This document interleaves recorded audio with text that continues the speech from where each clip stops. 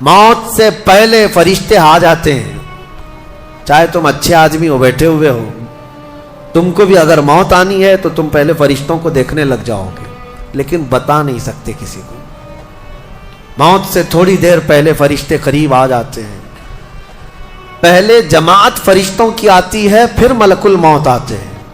ملک الموت ان فرشتوں کے بیچ آتے ہیں. جیسے ہی یہ مرنے والا آدمی ملک الموت کو دیکھ لیتا ہے, پھر اس کے جسم میں کپ کپی طاری ہو جاتی ہے.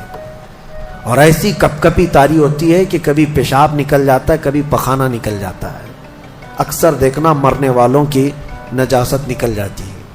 ملک الموت کو وہ بہت قریب سے دیکھتا ہے, اور ان کی دو شکلیں ہیں.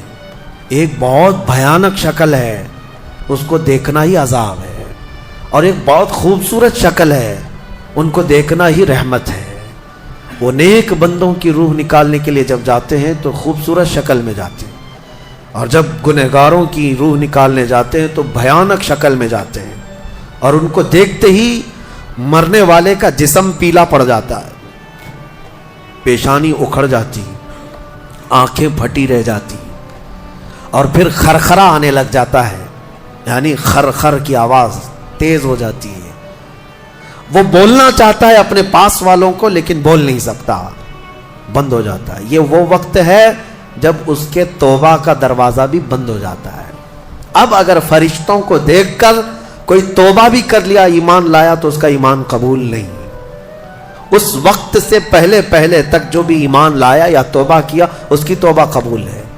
لیکن موت کا خرخرہ آ گیا اور فرشتوں کو دیکھ لیا, اس کے بعد بہت سارے کافر بھی پکاریں گے کہ ہم ایمان لاتے ہیں اللہ پر. نہیں, اب ایمان قبول نہیں ہوگا. موت اتنی آسانی سے نہیں آتی, اس کا پروسیس ہے. فرشتے آتے ہیں, ملک الموت آتے ہیں, پھر اس کے بعد اس کو گھور کر دیکھتے ہیں, پھر اس کو چت لٹا دیا جاتا ہے, یا جس حالت میں بھی ہے وہ گر جاتا ہے. کھڑا ہے تو گرتا ہے, بیٹھا ہے تو گرتا ہے, موت آنے سے پہلے لڑک جاتا ہے.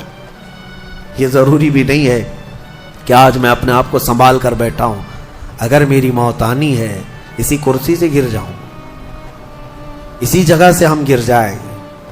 اور اس کے بعد ملک الموت روح کھینچنا شروع کرتے ہیں. پیروں کے ناخنوں سے لے کر, ہاتھوں کے ناخنوں سے لے کر, اس کے جسم کے ہر حصے سے لے کر ناک تک کھینچتے ہوئے لاتے ہیں. اور اس کے بعد جب پوری روح نکل جاتی ہے, وہ لے کر کے چلتے رہتے ہیں, اور مردہ ان کو جاتے ہوئے دیکھتا رہتا ہے. آنکھیں سب سے لاسٹ میں کھلی رہتی. کسی بھی مرنے والے کی آنکھیں بند نہیں رہتی, کھلی رہتی, وہ دیکھتا رہتا ہے. اسی لیے حدیث پاک میں ہے, جب کسی کی روح نکل جائے تو سب سے پہلے تم اس کی آنکھیں بند کر دو. ہمیں بند کرنا ہوتا ہے, اور اس کے بعد منہ بھی کھلا رہ جاتا ہے, منہ اوپن رہ جاتا ہے. فرمایا گیا منہ کو دبا کر بند کر دو. یہ سب نشانیاں ہیں میرے عزیزوں موت کی سختیوں کی. آپ کو پتا ہے جب رسول کریم صلی اللہ تعالی علیہ وسلم کی وفات آئی, اللہ اکبر, نزع کا عالم اتنا سخت تھا کہ بار بار حضور اکرم صلی اللہ علیہ وسلم کو پورے پانی کے مٹکے انڈیل دیے جا رہے تھے. 3 مٹکے حضور پر انڈیل دیے گئے موت سے پہلے, اور حضور اس کے بعد تھوڑا آرام محسوس کرتے, اور پھر شدت کا بخار. اور وہ آخری وقت تھا جب حضرت فاطمہ آپ کے پاس آئی تھی. حضور نے ان کے کان میں بتا دیا, وہ رونے لگ گئی. کیا کہا تھا حضرت فاطمہ کہتی, حضور نے فرمایا اے فاطمہ اب میں جا رہا ہوں, میرا آخری وقت ہے. پھر ایک دوسرے کان میں ان سے کہا میرے خاندان میں سے سب سے پہلے تم مجھ سے ملنے والی. آج یوم فاطمہ بھی ہے, سیدہ کائنات کا آج یوم وصال ہے, 4 رمضان المبارک. تو رسول کریم صلی اللہ تعالیٰ علیہ وسلم حضرت عائشہ صدیقہ کے سینے سے سر لگا کر لیٹے ہوئے تھے. حضرت عائشہ فرماتی ہیں سنو, مجھے پتہ ہی نہیں تھا. حضور حضرت عائشہ سے زیادہ محبت کرتے تھے, اسی لیے آخر وقت میں حضرت عائشہ کے ہی حجرے میں رہنے لگے, باقی دوسری بیویوں کیا نہیں جاتے. حضرت عائشہ کہتی میں حضور اکرم صلی اللہ تعالیٰ علیہ وسلم کو کبھی مسواک دے رہی, کبھی پانی کے چھڑکاؤ کر رہی. تھوڑی دیر کے بعد حضور اکرم صلی اللہ تعالیٰ علیہ وسلم لیٹے لیٹے اسی طرح رہ گئے. حضرت عائشہ کہتی ہے میرے سینے پر حضور کا سر تھا, وہ اتنا بھاری ہو گیا مجھے لگتا تھا کہ میری پسلیاں ٹوٹ جائیں گی. یہ حضرت عائشہ کہتی ہیں. مجھے ایسا لگتا تھا کہ میری پسلیاں ٹوٹ جائیں گی۔ ہوا کیا تھا؟ حضرت عائشہ فرماتی ہیں دروازے پر جبرائیل امین آئے، روح نکلنے سے پہلے کی بات ہے۔ حضرت عائشہ فرماتی حضور کے پاس جبرائیل آخری بار آئے، وہ غمگین حالت میں آئے یا جس حالت میں ہو، حضرت رسول کریم صلی اللہ علیہ وسلم سے عرض کرنے لگے یا رسول اللہ، دروازے پر موت کا فرشتہ کھڑا ہے، آپ کی اجازت چاہتا ہے، اگر آپ اجازت دے دیں تو وہ آئے گا اور آپ کی روح پاک کو اللہ کے حضور لے جائے گا۔ اور یا رسول اللہ، آج سے پہلے اس فرشتے نے کسی سے اجازت نہیں لی اور قیامت تک کسی کی روح نکالنے کے لیے وہ اجازت لے گا بھی نہیں، یہ صرف رسول پاک کی خصوصیت تھی۔ حضور نے فرمایا آنے دو۔ ملک الموت آئے اور جب حضور کی اجازت سے روح نکالی تو حضرت عائشہ کہتی ہیں اتنا بھاری ہو گیا تھا سر کہ مجھے لگتا تھا کہ میری پسلیاں ٹوٹ جائیں گی سینے کی۔ اور اس کے بعد حضرت عائشہ فرماتی ہیں میں نے حضور کے سر مبارک کو نیچے کی طرف کیا، مجھے پتہ بھی نہیں تھا کہ حضور کا انتقال ہوا، میں حضور اکرم صلی اللہ علیہ وسلم سے باتیں کرنے میں مصروف تھی۔ اسی میں حضرت ابو بکر صدیق حجرے میں آئے، پوچھا عائشہ کیا حال ہے حضور کا؟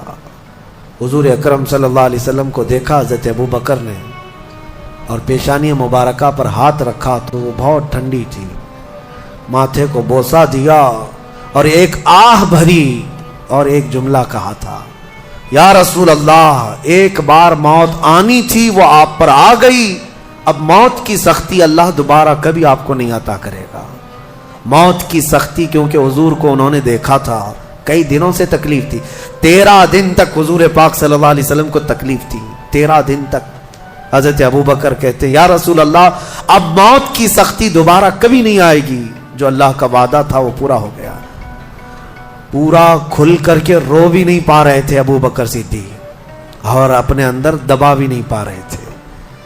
موت کی سختی انہوں نے دیکھا اور اس کے بعد کہا اے عائشہ کیا دیکھ رہی ہو، اللہ کے رسول ہم سے رخصت ہو چکے ہیں۔ پھر انہوں نے آ کر مسجد میں اعلان کیا اے لوگو، اللہ کے نبی کا انتقال ہو چکا۔ اب مجھے یہاں یہ بتانا ہے اگر موت سے کوئی بچ سکتا تھا تو سب سے پہلا نمبر تو رسول اللہ کا ہونا چاہیے تھا، کیونکہ اللہ کے سب سے محبوب نبی وہی ہیں۔ جب رسول پاک صلی اللہ تعالی علیہ وسلم کو بھی موت آئی تو میاں ہمارا اور تمہارا شمار نہیں، چاہے 100 سال زندگی مل جائے لیکن مرنا ضروری ہے۔ بہرحال یہ باتیں بڑی طویل ہو جائیں گی، موت کا تذکرہ اس لیے بھی میں زیادہ کرتا ہوں کہ حدیث پاک میں ہے مومنوں کو یہ تذکرہ کرو تاکہ ان کو گناہوں سے نفرت پیدا ہو جائے اور آخرت کے سفر کی تیاری وہ شروع کریں۔ اللہ کریم ہم سب کو دنیاوی خرافات سے محفوظ فرمائے، دنیا کی لذتوں سے اور یہ فانی خرافات میں مبتلا ہو کر آخرت بھولنے سے اللہ ہماری حفاظت فرمائے۔ مولا کریم جب ہماری موت آنے کو ہو تو ہماری زبانوں پر کلمہ طیبہ جاری فرما دے۔ رب ذوالجلال موت سے پہلے تیرے حبیب پاک کے چہرے کی زیارت نصیب فرما۔ اے کریم خدا، کیا ہی بہتر ہوتا، میں گنہگار ہوں اور بڑے مرتبوں کی خواہش، تو کریم ہے خدایا، تیری بندہ پروری ہے، کیا ہی بہتر ہوتا مولا کہ موت آئے تو رمضان کا مہینہ مل جائے، جمعۃ المبارکہ مل جائے۔ مولا تیرے وعدے کے مطابق ہم قبر کے عذابات اور سوالات سے محفوظ ہو جائیں۔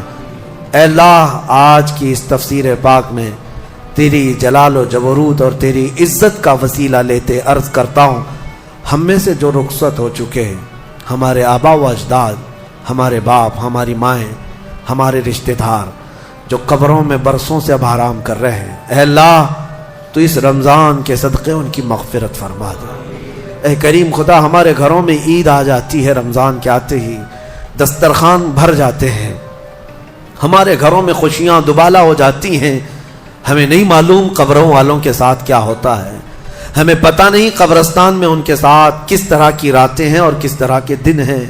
اے کریم خدا، تجھے تیرے جلال و جبروت اور تیری عزت کی قسم، جو مومنین ہم سے رخصت ہوئے، ہمارا کسی بھی طرح کا ان سے تعلق رہا ہو، مولا اس عید سے پہلے ان کو جنتی خان نعمت عطا فرما دے۔ اے اللہ ان سب کو بھی رمضان کی بہاریں عطا فرما۔ تم جہاں کہیں پر بھی جاؤ، मौत तुम्हें आकर पकड़ेगी। बुरूज मुशय्यदा का मतलब होता है बहुत ही पक्के महल में भी अगर तुम बैठ जाओ, बहुत मजबूत महल में तुम बैठ जाओ, मौत आना है वहां पर भी आएगी। हमने देखा है बड़े बड़े महल्लात में रहने वाले भी, और जिन्होंने आसमान छूती हुई इमारतें बनाई वो भी मौत के हत्थे चढ़ी गए। मौत तो आना है। आज हमारा हाल ये होता है कि दुनिया में इस कदर मसरूफ हो जाते हैं कि मौत को भूल जाते हैं। तुम्हें पता भी है कि अचानक आने वाली ये मौत बिल्कुल मोहलत नहीं देती, बिल्कुल मोहलत नहीं देती। आप अगर आस पास में अपनी नज़रें डालें तो आपके दोस्तों में कई जा चुके होंगे, जिनकी उम्र ज़्यादा नहीं थी वो जा चुके। मौत के लिए उम्र कोई मुतय्यन नहीं है कि बुढ़ापे में आएगी या बीमारी से आएगी। अच्छे लोगों को भी मौत आ जाती है, चलते फिरते लोगों का जनाजा आ जाता है। किसी के लिए भी कोई वक्त मुअय्यन नहीं। और कुरान में अल्लाह ताला ये फरमाता है, अगर बंदा मौत से भागने के लिए, जिसको कहते हैं प्रिकॉशन लेना, कहीं जा कर के महफूज मकाम पर छुपने की कोशिश करता है, वो आएगी मौत। बुजुर्गों ने एक हिकायत लिखी है कि एक बादशाह को नजूमियों ने बताया था कि फलां दिन तुम्हारी मौत आने वाली है। नजूमी सितारों का इल्म जानने वाले अटकल पच्छू से कुछ ना कुछ तो बता देते थे। तो उस बादशाह को नजूमियों ने जब दिन बताया, उस दिन उसने क्या किया, एक ऐसा हुजरा, एक कमरा बनाया जिसमें कोई चीज़ आ ही नहीं सकती, कोई चीज़ नहीं। सिर्फ उसने एक सुराख रखा हवा के लिए, और उसमें से मच्छर भी ना आ सके, मक्खी भी ना आ सके। उस हुजरे के अंदर वो चला गया। वो पूरा दिन उसको था कि मैं मौत को चकमा दे दूंगा। और नजूमियों ने ये बताया था कि बिच्छू के डंक मारने से तुम्हारी मौत आएगी। उसने कहा बस मुझे बिच्छू से बचना है, बिच्छू ना आने पाए ऐसा मैं पूरा इंतज़ाम कर लूँगा। उसने पूरा एक राउंड शेप का कमरा बनाया और उसमें अंदर बंद हो गया। लेकिन उसकी एक कमज़ोरी ये थी कि उसका घोड़ा था, बहुत बेहद उसको अजीज़ था। वो घोड़े को छोड़कर कभी रहता नहीं था। उसने कहा मुझे और मेरे घोड़े को बंद कर दो, आज मौत का दिन है। अगर आज के दिन मैंने मौत को चकमा दे दिया तो फिर हमेशा की ज़िंदगी है। टाइम अगर टल गया तो फिर मौत नहीं आएगी। तो वो इस नीयत से घर के वो रूम के अंदर बंद हो गया और लोगों से कहा कि कोई मुझे न दरवाज़ा खोले और न किसी के लिए दरवाज़ा खोले, पूरा दिन गुजरने दो। दिन गुजरता रहा, शाम का वक्त करीब आया, उसके साथ था उसका घोड़ा और वो कोई नहीं। इत्तेफाक देखें, अल्लाह रब्बुल इज़्ज़त की तरफ से जो सबब बनना है वो बनेगा। उसके घोड़े को बहुत तेज़ छींक आई और उसकी छींक से, उसकी नाक से बिच्छू निकला और उस बादशाह को डंक मारा और वहीं उसकी मौत हो गई। ऐनमा तकूनो युदरिकुमुल मौत, अल्लाह ने फरमाया तुम जहां कहीं रहो मौत आकर पकड़ लेगी। हमारे इलाके में एक डॉक्टर थे, वो कार्डियोलॉजी थे, हार्ट के स्पेशलिस्ट थे, और उनके हाथ में बहुत सारे डॉक्टर्स प्रैक्टिस कर करके बड़े माहिर बने, हार्ट के स्पेशल डॉक्टर। और ये अखबार में भी बात आई थी। उस डॉक्टर का हाल ये था कि बरसों ऑपरेशन और सर्जरी करके लोगों के हार्ट सही किए या बाईपास किए, लेकिन इत्तेफाक ऐसा कि एक दिन वो लैब में अंदर हॉस्पिटल के लेबोरेटरी में काम कर रहा है डॉक्टर, और उसके साथ 4 असिस्टेंट डॉक्टर भी हैं और नर्सेस भी हैं। सारे कहाँ पर, लैब के अंदर, सारी मशीनें भी मौजूद हैं। उस डॉक्टर को वहीं पर हार्ट अटैक आया, जो हार्ट का खुद स्पेशलिस्ट है, और दूसरे डॉक्टर्स वहाँ पर मौजूद भी हैं। उन्होंने उठाया, स्ट्रेचर पर डाला, आईसीयू में ही थे, लैब के अंदर मौजूद थे, लेकिन वो चंद मिनटों के अंदर डॉक्टर की मौत हो गई। ना कोई डॉक्टर बचा सका, ना उसको दवा दी जा सकी। सबसे माहिर हार्ट का डॉक्टर हॉस्पिटल के अंदर, जो सबसे महफूज जगह हो सकती है बीमारों के लिए। मियाँ हमारे घर में किसी को अटैक आए तो दौड़कर कहाँ ले जाएंगे? हॉस्पिटल। और जो खुद किसके पास ले जाएंगे? डॉक्टर के पास।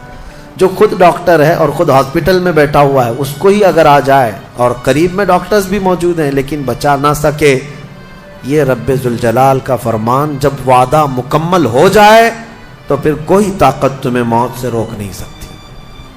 آپ کو پتہ ہے ایک بہت بڑا شخص ہے دنیا کا جو کئی حکومتیں بدل دیا کرتا تھا، جس کا نام غالباً لیکن ہے، سیمسنگ کمپنی کا، جس سے کوئی تعلق ہوگا آپ سرچ کریں تو پتہ چلے، کوریا کا رہنے والا، اور اس کی وجہ سے حکومتیں بدل دی جاتی تھیں۔ اس قدر مالدار آدمی، اس کی مرضی کے بغیر تو کوئی حکومت نہیں قائم ہوتی تھی۔ اتفاق ایسا ہی غالباً 2012 یا 11 کے آس پاس کی بات ہے، جہاں تک میرے علم میں چیز آئی، ایسی ایک بیماری میں مبتلا ہو گیا کہ کوما میں چلا گیا، اور اس کا بیٹا تھا ارب پتی، نہیں بلکہ اس سے بھی زیادہ، کئی ہزار کروڑ کا مالک۔ پوری دنیا بھر کے ڈاکٹرز کو بلایا گیا اس کو بستر سے اٹھانے کے لیے، لیکن کوئی ڈاکٹر نہیں اٹھا سکا۔ کروڑوں کی فیس لی ڈاکٹرز نے، ہر طرح کا علاج کیا، 4 سال تک وہ بستر پر لگا رہا، اس پر نہ جانے کتنی دولت خرچ ہوئی۔ اخیر میں ڈاکٹروں نے کہا، اربوں روپیے اس کے بستر سے اٹھانے کے لیے جنہوں نے خرچ کیا تھا، بیٹے نے خرچ کیا تھا، ڈاکٹروں نے اخیر میں ہاتھ اٹھا کر کہا اب تیرے باپ کو کوئی نہیں کھڑا کر سکتا، اس کی موت آ چکی ہے، موت ہو گئی۔ میں یہ کہنا چاہتا ہوں، اللہ نے فرمایا تم مضبوط سے مضبوط محل کے اندر کیوں نہ ہو، موت آئے گی۔ مجھے بتاؤ، جس کے پاس دنیا کا اتنا مال پڑا ہوا ہو، وہ کیوں نہیں خرید سکا کوئی ایسی دوا جو اس کو بستر سے کھڑا کر سکے؟ یاد رکھیں میرے عزیزوں، دنیا کی ساری چیزیں اسی کی طرح دھری کی دھری رہ جائیں گی۔ جس وقت ہمارا بلاوا آ جائے، تم قریب میں لوگوں کو دیکھتے رہ جاؤ گے اور آنکھیں تمہاری کھلی رہ جائیں گی۔ اسی لیے میرے آقا صلی اللہ علیہ وسلم خود فرماتے ہیں، میں ایک سجدے میں جاتا ہوں تو مجھے اس بات کا یقین نہیں ہوتا کہ دوسرے سجدے تک میں زندہ رہوں گا۔ یہ سید الانبیاء فرما رہے ہیں، رسول رحمت فرما رہے ہیں۔ اور جس طرح سے آج ہم اپنی موت کو بھول بیٹھے ہیں، گناہوں کی کثرت ہو جاتی ہے، نفس غالب آ جاتا ہے، عیاشیاں شروع ہو جاتی ہیں۔ موت کا خوف ایسا ہے کہ خود میرے آقا نے فرمایا، سب سے بہترین نصیحت کرنے والا تمہاری زندگی میں اگر کوئی ہے تو موت ہے۔ لوگوں کے جنازے دیکھو اور ان کی بے بسی دیکھو، ان کی مجبوری دیکھو، اور اس کے بعد تم بھی محسوس کرو کہ تمہارے ساتھ بھی یہی کیفیت ہوگی۔ وہ چھوٹی سی قبر، وہ چھوٹی سی ایک ایسی قبر جس میں نہ چٹائی، نہ تکیا، نہ اوڑھنا، نہ بچھونا، اور ہاتھ چوڑے کرو تو قبر کی دیواریں لگنے لگ جائے، ہاتھ اٹھاؤ تو اوپر کی تختیاں لگنے لگ جائیں۔ ممبئی والوں کو تو اور بھی چھوٹی قبر ملتی ہے، یہاں تو اتنی چھوٹی ہے کہ ٹیمپرری کھودی جاتی ہے کہ 6 مہینے بعد پھر نکال دینا ہے۔ میرے عزیزوں، اس ایک چھوٹی سی قبر کے اندر تمہیں برسوں بتانا ہے، برسوں بتانا ہے، اس جسم کے ساتھ وہیں سونا ہے۔ کبھی میں سوچتا ہوں، ہماری آنکھیں اگر بند ہو جائیں اور ہمیں پتہ چلے کہ باہر فلاں فلاں چیزیں ہو رہی ہیں اور ہم کھولنا چاہے نہیں کھلتی تو بے چینی ہونے لگ جاتی ہے، گھبراہٹ سی ہونے لگتی ہے۔ قبر میں یہی حال ہوگا کہ تمہارے اطراف ہونے والے سارے معاملات تمہیں پتہ ہوں گے، حتیٰ کہ حضور فرماتے ہیں قبرستان میں چلنے والے کے پیروں کی آواز تک تم سنو گے۔ مردہ سنتا ہے، سلام تو دور کی بات ہے، پیروں کے چلنے کی آواز بھی سنتا ہے، اور جب سنتا ہے سارے معاملات، لیکن آ نہیں سکتا باہر، کسی کو کچھ کہہ نہیں سکتا، بول نہیں سکتا۔ کیسی بے چینی ہوگی، وہ کیسی گھبراہٹ ہوگی۔ بڑے بڑے اولیاء کرام، حتیٰ کہ سیدنا عثمان ابن عفان رضی اللہ تعالیٰ عنہ، داماد رسول، امیر المومنین، خلیفہ رسول، جب رات کے وقت مصلی پر کھڑے ہوتے اور قبر کی کوئی آیت تلاوت کرتے تو اتنا روتے تھے کہ ان کا مصلی آنسوؤں سے بھیگ جاتا تھا۔ صبح ان کے مصلی کو نچوڑ کر سکھایا جاتا تھا۔ لوگ ان سے پوچھتے، آپ قبر کے متعلق اتنا خوفزدہ کیوں ہو جاتے ہیں؟ مرنا تو سب کو ہے۔ حضرت عثمان غنی فرماتے، یہ ہماری پہلی منزل ہے، اگر یہ نکل گئی تو ساری منزلیں آسان ہیں۔ اینما تکونوا یدرککم الموت، اللہ فرماتا ہے، اور کئی جگہ قرآن میں یہ آیتیں آئی ہیں۔ میرے عزیزوں، جانا ہم سب کو ہے، بہت تھوڑے ہی دنوں کے بعد آخرت کے سفر کی طرف رواں دواں ہیں۔ اسی لیے کسی بزرگ نے سچ کہا، کہ دنیا میں جتنے راستے ہیں یہ لکھا تو جاتا ہے یہ راستہ فلاں شہر جا رہا ہے، فلاں شہر جا رہا ہے، حقیقت تو یہ ہے کہ سارے راستے قبرستان جا رہے ہیں، وہیں جا کر اینڈ ہوتے ہیں۔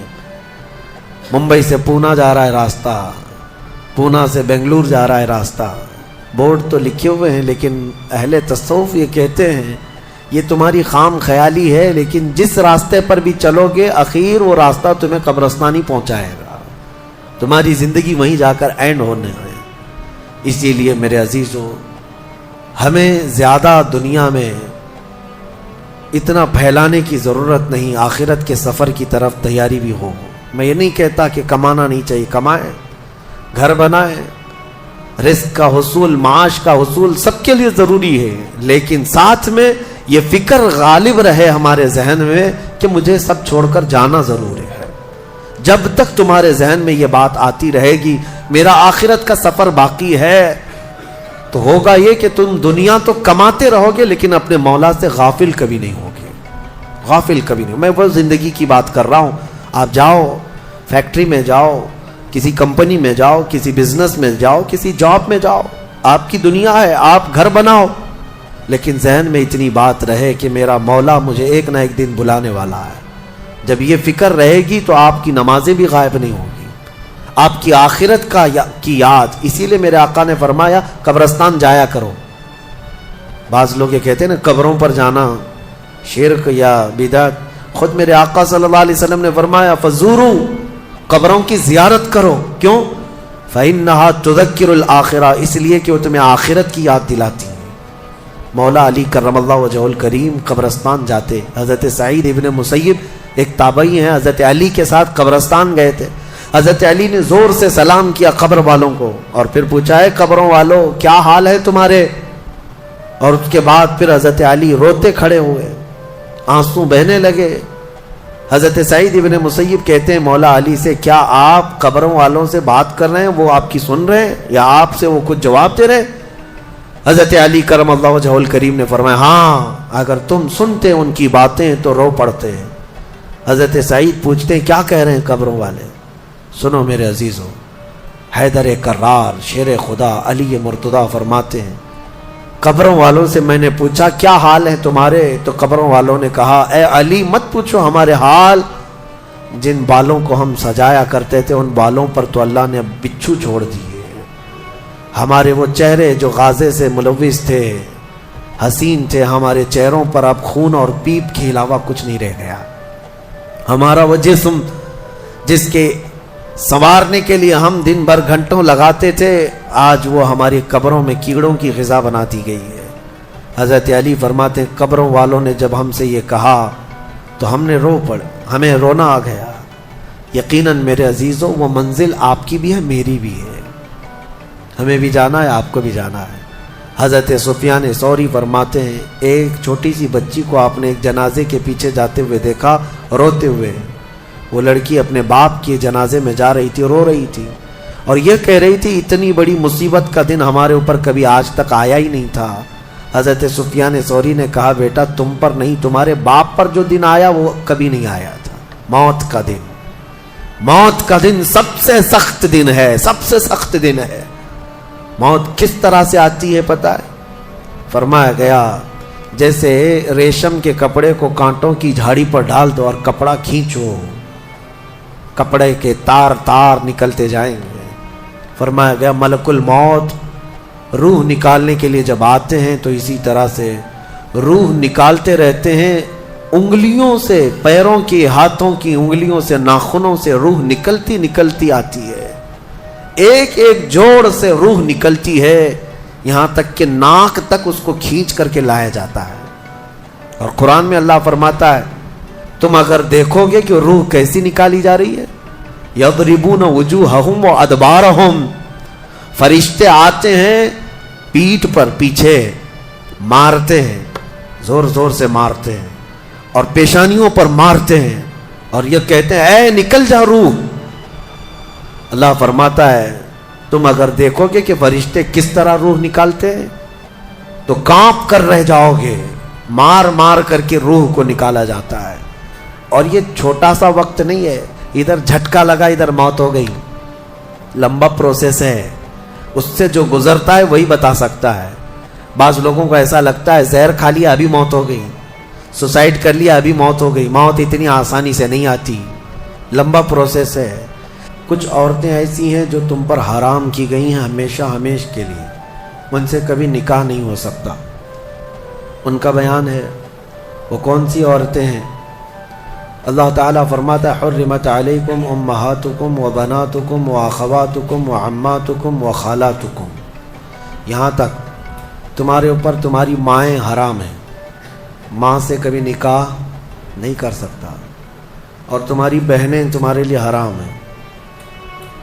माएँ हराम हैं, बहनें हराम हैं, बेटियाँ तुम्हारे ऊपर हराम हैं, अपनी बेटी से कोई निकाह नहीं कर सकता।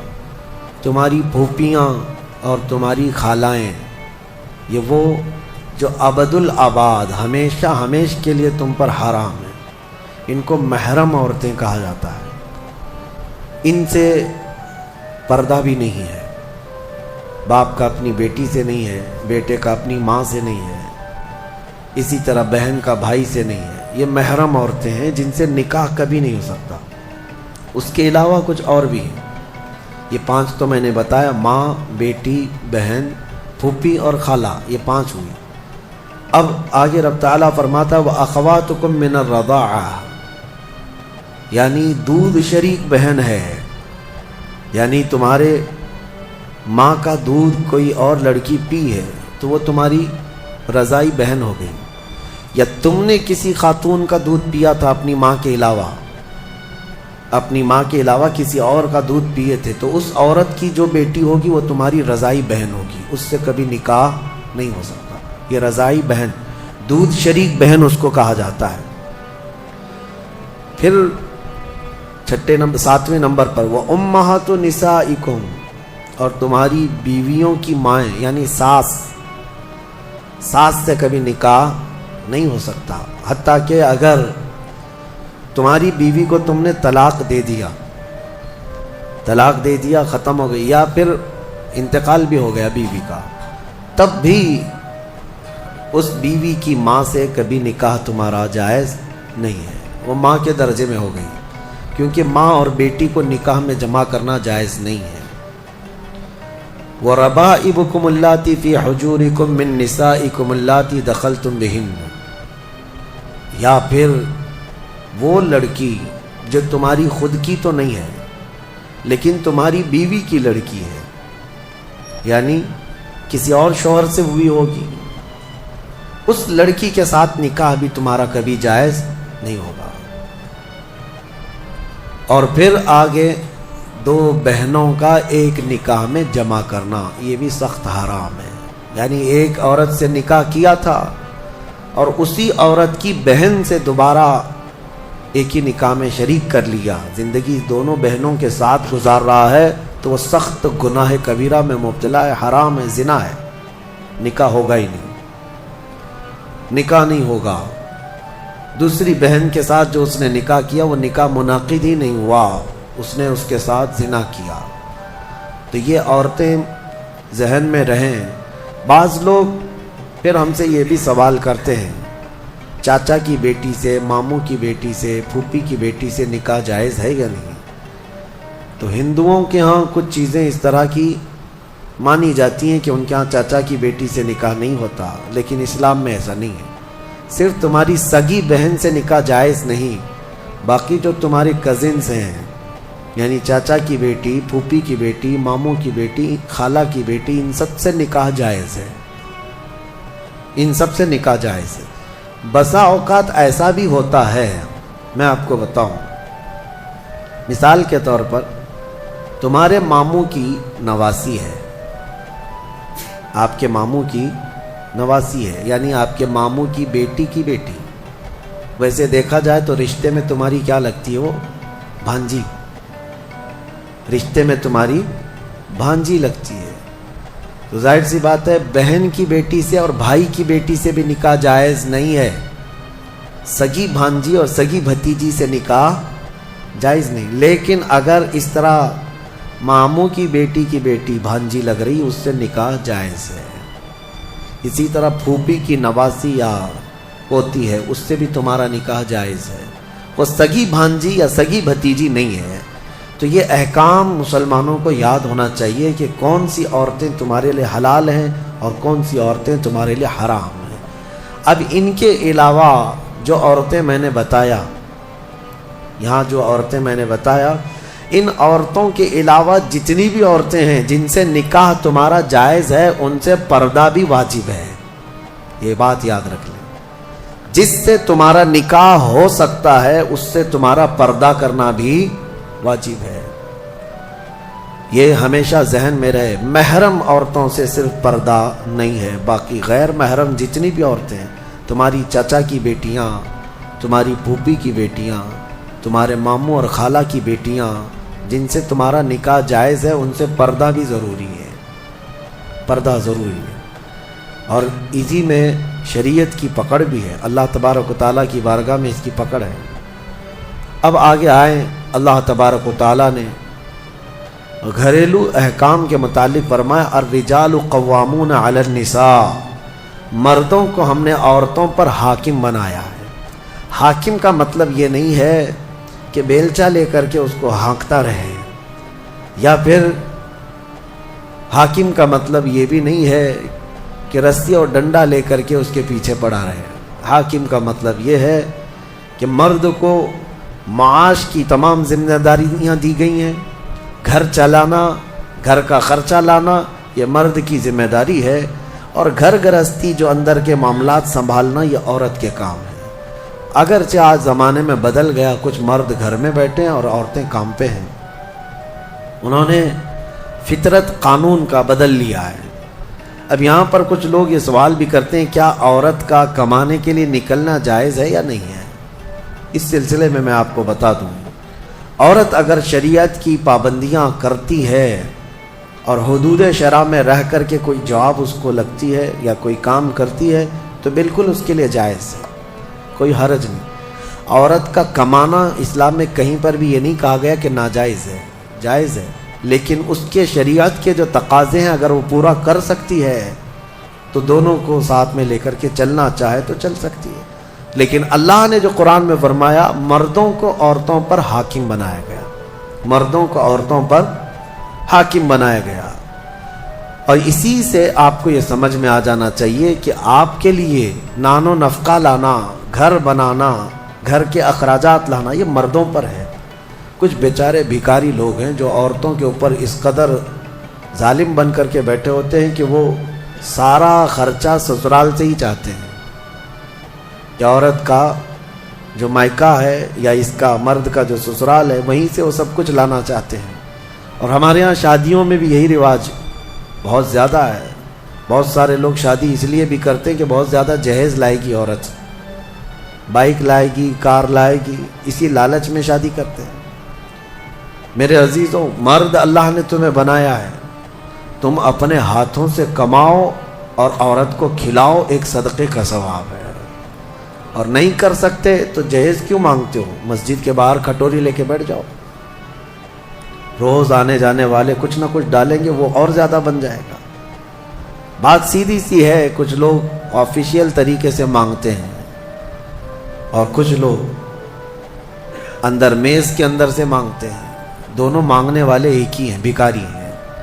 مردوں کو اللہ تبارک و تعالیٰ نے اس کا حکم نہیں فرمایا۔ عرب میں جا کر کے دیکھیں، شادی کرنے کے لیے جب ہم وہاں یہ کہتے ہیں کہ ہندوستان میں عورت جہیز لاتی ہے، عورت کا باپ کپڑے بھی دیتا ہے، پیسہ بھی دیتا ہے، تو وہ اچھل جاتے ہیں، کیا ایسا بھی ہوتا ہے؟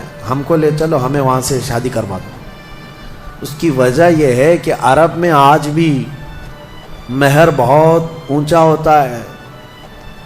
صرف سعودی کا مہر 50,000 ریال عام عورتیں مانگتی ہیں، عام عورتیں 50,000 ریال کی بات کر رہا ہوں، تقریباً 11-12 لاکھ روپے ہو جاتے ہیں۔ تو نارمل مہر جو ہے یہ رکھا جاتا ہے۔ پھر مرد کے اوپر یہ ضروری ہوتا ہے وہ اپنے باپ کے گھر میں نہ لے جائے شادی کر کے، خود کا گھر ہو تو شادی کر۔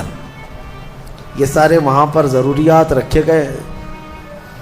بہرحال ہمارے ہاں اگرچہ یہ دوسری قوموں سے رواج آ گیا ہے، لیکن آپ کو بدلنے کی ضرورت ہے۔ کم از کم آپ کم از کم آپ اپنا نیا گھر نہیں بنا سکتے، بہت کچھ نہیں کر سکتے، تو کم از کم ان گھر والوں سے، عورت والوں سے مانگنا تو بند کر دو۔ جتنا آپ کے پاس ہے اسی میں خوش رہو، اور اللہ کا وعدہ ہے قرآن میں کہ اگر تم فقیر بھی ہو تو اللہ اپنے فضل سے غنی بنا دے گا، غنی بنا دے گا۔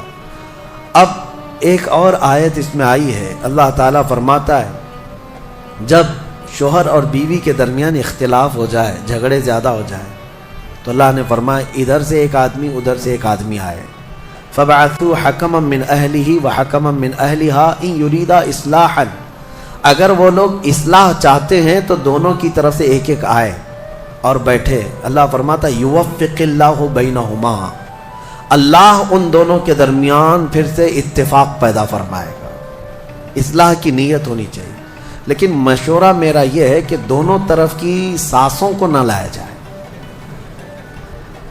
ہاں، نہ لڑکی کی اماں کو لایا جائے نہ لڑکی کی اماں کو لایا جائے، فیصلے بگڑ جاتے ہیں۔ کیونکہ برسوں سے ہم نے بھی دیکھا ہے بہت سارے گھروں کو توڑنے میں ان لوگوں کا ہاتھ رہتا ہے۔ ہونا تو یہ چاہیے کہ ماں اپنی بیٹی کو ہمت دے کہ ساری مصیبتیں آتی رہتی ہیں، تکالیف آتی رہتی ہیں، تم آگے بڑھو، نہیں بلکہ وہاں تو وہ اڑنگا ڈال کر کھڑی رہتی ہیں، کیسے تو برداشت کرتی ہے، چھوڑ کر کے آ جا، کب تک پالے گی۔